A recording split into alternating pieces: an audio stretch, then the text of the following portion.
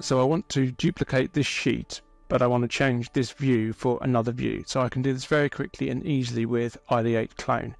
So I can put in the new sheet number up here, and I can give the sheet a title like so, and then I can either choose to duplicate this current view or put on another view on the sheet, the corresponding view. So I'm going to put this coordination view onto this sheet, and with the legend again I have options to duplicate the legend or change it for another legend, but I'm just going to keep the current legend that's currently on the sheet.